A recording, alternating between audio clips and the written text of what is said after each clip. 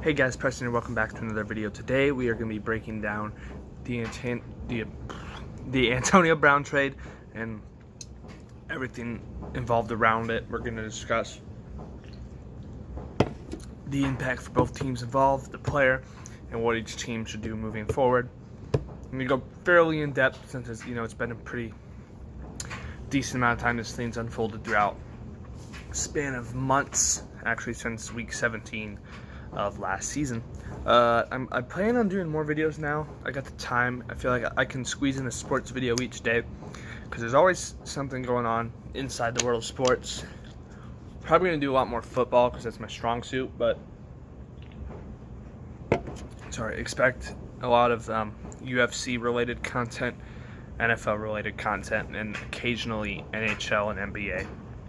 There will be no soccer and no baseball because I know nothing about those sports. So, sorry, I shouldn't say nothing, not a lot. I don't follow those sports heavy enough. So, to begin with the Antonio Brown situation, in case no one was aware, Antonio Brown was traded to the Oakland Raiders in principle for a 3rd-round pick and a 5th-round pick. While technically, this deal can't be officially done yet till the league year starts in like a week or two. So technically, pretty sure this deal could not happen. Like, it could be backed out of, but all signs seem that this is going to happen. I mean, the new contract that Antonio would get from the Raiders would make him the highest paid wide receiver in the NFL, and up his pay like $30 million. It'd still be a 3-year deal, but his pay would go up like $30 million, and the $30 million it'd be going up would be guaranteed money. So that's crazy. I have a Twitch, by the way, in case you haven't noticed yet. I can't control that. That's off topic. So, if we're looking at it from the Steelers' perspective, Antonio Brown was becoming a massive problem, and keeping him was not an option. And while, yes, technically, this was a loss overall for Pittsburgh, I want to be open with you guys here. I am a Pittsburgh fan, so obviously not a big fan of Antonio Brown. But I feel like as a fan of the league, you should not be a fan of what transpired here. Obviously, there's players who are going to love it, right? Because this is what they want. They want the power to do what they want. I mean, it's how the balance always works, right? Owners and teams versus players. And usually, say if you're a normal fan, honestly, I feel like as a fan, you should tend to side more with the owners and the teams because you follow the teams. You're a fan of a team because the team doesn't go anywhere for the most part. Obviously, there's exceptions like relocation, but there's always a team, right? Players come and go. Players retire. Players get traded away. Players get cut, etc. You can have favorite players on your team, but at the end of the day, you support the team over the players. So, seeing it to the point where a guy who's been with your team for 9 seasons, getting paid very well, right, can have a beef with the quarterback and ultimately want more money at the end of the day, because that's one of the big reasons he left, was for more money, right? You can throw a fit, you can whine and complain your way out of any situation you want now. It's an unfortunate precedent that has been set today, because up until now, I'm sure it's possibly happened a couple times, but this is the first time I can remember in a long time where a player making good money with 3 years left on his deal forced his way out of a situation and got onto the team he wanted to. Because we all know what happened with the Buffalo. It looks like one of the main reasons that trade didn't happen was because Antonio Brown said he wasn't going to show up for them. Which means he forced his way out of Pittsburgh by throwing shots at the GM, the coaches, the owner, his quarterback, basically just the whole team, right? And it made for an unfortunate situation where you have to there's really not a situation where they could have kept them that would have made sense. It would have just hurt the locker room atmosphere even more than it already was, because obviously Pittsburgh's had a problem there. So they had to get out. It was a win for Antonio Brown and players, a loss for owners and fans, because honestly, it's like the NBA where you look at like how Anthony Davis is forcing his way out, right? Except I will say the Pelicans were more strong with it than Pittsburgh was, because Pittsburgh got rid of him right away. They didn't hold on. Davis is still with the Pelicans because they're like, you know what, we don't think that trade was good enough. We're not going to rush anything. He can sit on the bench for all we care. So I give the Pelicans some credit for a bold move like that, right? This is the first kind of NFL version we've seen of it. Antonio Brown, I'm sorry, love him or hate him, right? He doesn't seem like the most stable person out there. He's had multiple instances of, let's call him outburst, I should say. The Facebook Live, I defended him on, right? I was like, that's not a huge deal. Obviously, it's not the best thing you could have done, but it wasn't a huge deal to me. Going 100 miles an hour on like a 50-mile-an-hour road on game day, not your best move. Couldn't really defend that. Throwing stuff off his balcony in Miami in some sort of dispute, not excusable. You can't. It just shows he has erratic behavior, and he clearly does. I'm sure part of it could have been amped up for this because he's clearly trying to get out of his situation. But I don't feel like normal people chuck stuff off their balcony. You know, it's not something that happens with normal people. Normal people don't dye their mustaches blonde and get all sort of crazy hairdos and crap going on, right? For no reason, right? He seems erratic, sort of spontaneous. Does not, I wouldn't say he's the most emotionally stable person. And it's not a dig. It's just, honestly, I mean, how are you going to look at him and tell me he's not perfect? He's not perfectly sane, and you can tell that. If you want to say otherwise, comment below. Let me know how he's all there, because he's not. He's just not. And like I said, he probably ramped it up for this because he wanted out. And so, like I said, at the end of the day, Antonio Brown won, right? In the long run, we still don't know because we are not sure how his stint with the Raiders will go. Because at the end of the day, they're still not a great team. Derek Carr is immensely overrated by some people because he won the Pro Bowl. It was in the Pro Bowl like 2 years ago, right? Had that leg injury, and he hasn't been the same since. Let's be real. He is not throwing it like he was. He is no Big Ben. So if we see Antonio's numbers take a dip, which they probably will. Let's be real. I'm guessing they will. And we'll have to see how he reacts to that, because this could end up being a huge loss for Oakland in the long run, right? Because at the end of the day, a third and a fifth is not that much to give up for a superstar wide receiver. But if you give him a huge guaranteed contract and he acts out and starts protesting again and he demands his way out and forces his way out of Oakland, you're out of money because you guaranteed him money, and you have to lose those third and fifth round picks you gave up are meaningless. This is all ifs, obviously, because we're not sure what will happen. But at the end of the day, AB's on the worst team. Antonio Brown's not on as good as the team, right? But he got what he wanted. He got out. So it's a win for AB. It's a loss for Pittsburgh. I'd say currently it's a win for Oakland, right? But no one knows for sure. And for Pittsburgh, let's say this. It's a loss talent-wise, but it was the right move. Like, I wouldn't have called it a win if they held on to him. Because you just hurt the locker room atmosphere. He's clearly... You can't have a guy who's calling out your owners, I mean, your coaches and your GMs and your quarterback stay on your team. You know, it's just not how that works. It's not how teams function. So I feel like we maybe could have got more out of him, but AB, being AB, he's become very unlikable for me, let's be real, because if he would have just kept his mouth shut and just requested the trade, see, I can't even talk right, the trade quietly in the offseason, this wouldn't be a big deal. We could have gotten a lot more out of it. We could have at least gotten a second. I would have said a late first, almost guaranteed.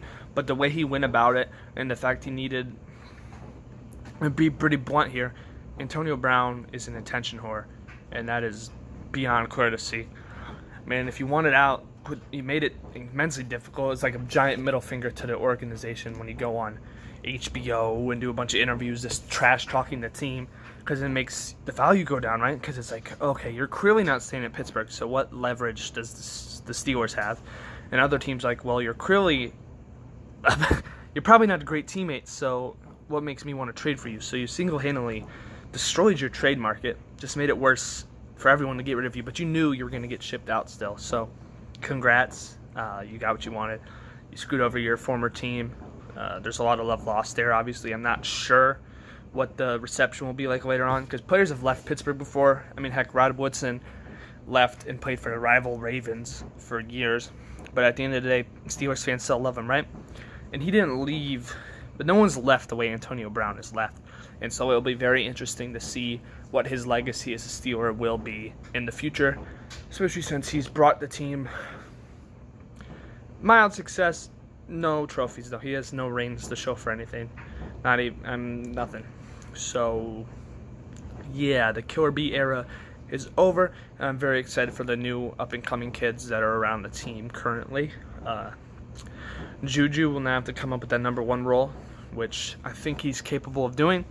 I still say, you have a second, you have an extra third now. Draft a guy to help out a bit, just get some more blood into that wide receiver room. Obviously, you used the second-round pick the last 2 years. Juju turned out great. James Washington, where the book's still out, right? The jury's still out because he didn't look great. But towards the end of the year, I think it was like 14 and 17 or something like that, he had 2 60-yard receiving games, which is pretty good considering the fact that AB and Juju were both starting. So there's a chance that Washington just develops and he becomes your number 2 guy because you have Juju who can do it all, Washington your deep threat, and then Switzer as your slot guy because he did a great job. Honestly, the way Ben plays, we know Ben's a good quarterback. He's been pretty good at spreading the ball his whole career. So honestly, that just means I have a feeling the ball will be distributed in more places this upcoming season, and there'll still be a dangerous offense without AB. That's just guaranteed. You'll miss his production. You'll miss him. He drew the double coverages, which obviously made Juju's job easier. But don't act like Juju's not a really good receiver just because of that. We'll really get to see. This is his true test. But I truly believe he'll be a solid number 1 receiver in this league. Some options for them to look at, like I said. If I was them, I'd draft a wide receiver again I'd say the third.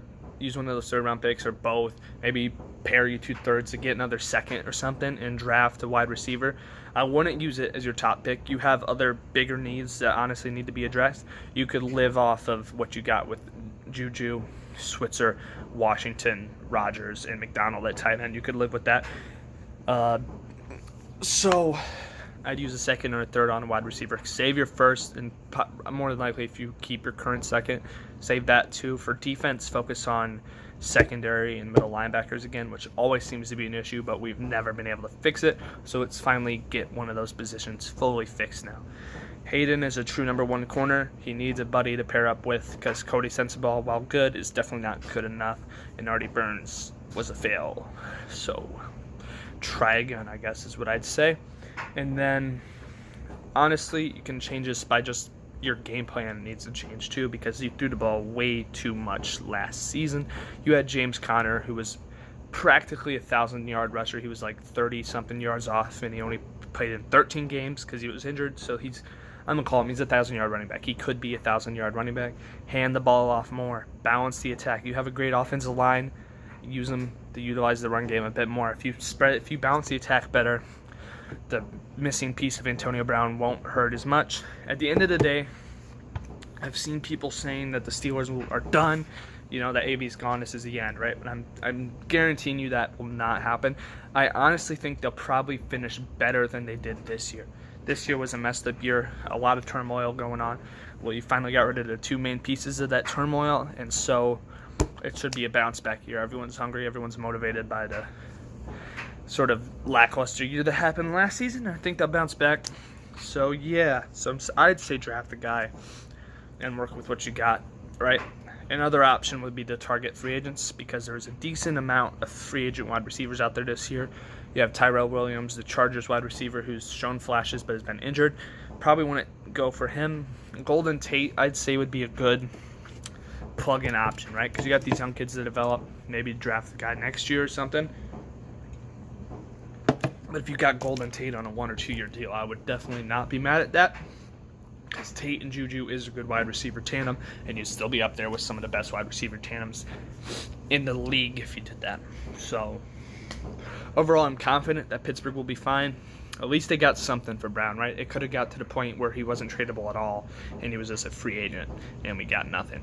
So, a third and a fifth is better than nothing, and that's basically how I have to look at it as a Steelers fan. You have to bite the bullet and move on. All right, I've been rambling for a while. I'm very sorry. Let's go on to Pittsburgh's perspective. Look at what I'm doing. The Raiders' perspective. So you give up a third and a fifth. That's huge for you, right? Because you still have you have 3 first-round picks this year and 2 next year because you have your own plus, I think it's, I don't know, you traded for another, you got another one. So you're definitely still in the rebuild mode. Brown just helps. I still question it, right? Because you gave up a young, promising 20-something-year-old wide receiver in Amari Cooper. and you decide to bring in a 30-something-year-old wide receiver. So it contradicts your rebuild mode, especially with the amount of money going into AB. But AB's definitely a better player than Cooper was. But looking at it does make me question the success there, right? Because I still think a quarterback might be an area they need to address in the future, because if you look at it, I'd say last year was a good example of the potentially the quarterback is bringing the play down for that team. Just look at how Amari Cooper performed with the Raiders before he got traded to Dallas, and then his performance after he got traded. He played light years better in Dallas, purely just because of the situation. And part of that might just be because he's playing with Dak Prescott instead of Derek Carr. So that's something you need to keep an eye on, see if Derek Carr is truly your option or if he's hurting your team in the long run. Because if Derek Carr being the quarterback of Antonio Brown hurts Antonio Brown, it's kind of pointless to have him, right? So pay attention to that. I'd say overall you have the 3 picks, so you still have to draft to replace a pass rusher. So use your first pick on one of those top guys in the drafts, Joey Bosa, Josh Allen, Quinnen Williams, one of those guys on the defensive front with that 4th overall pick. And then use the other 2. You don't need a wide receiver anymore, so I'd go, you have holes everywhere, so you can either go offensive line, keep getting younger there, go anywhere on the defense. You could use another corner, really just mix it up. I'd say go best player available once you get down there, because you have holes everywhere. So obviously the wide receivers got better with Antonio Brown, so I wouldn't use a first-round pick on a wide receiver unless someone like a stud's down there still somehow. If you think the best wide receiver in the draft class is available with like your 3rd first-round pick, I'd say do it. But I'd go defensive heavy on your draft this year, and I'd slow the roll on spending a lot still, because I'd say you're still on rebuild mode. So at the end of the day, I think both teams are better off with this deal. It looks like, if you're going just player value per pick value, clearly the Raiders won this. But if you factor in the other things like the locker room and just the player, his antics off the field, you could see that Pittsburgh did the right thing here. Let me know what you thought, if anyone won the trade, if you think it was the right move by Pittsburgh, if they should have stuck through it, how you think each team will do now that one of them has a player, one of them doesn't, and what would you do if you were Pittsburgh and you had to move on from Antonio Brown. Let me know below. Thank you guys for watching. Stay tuned for more sports videos, because I will be making a new one every single day of a different topic. So this is KMA Preston signing out. See you guys later.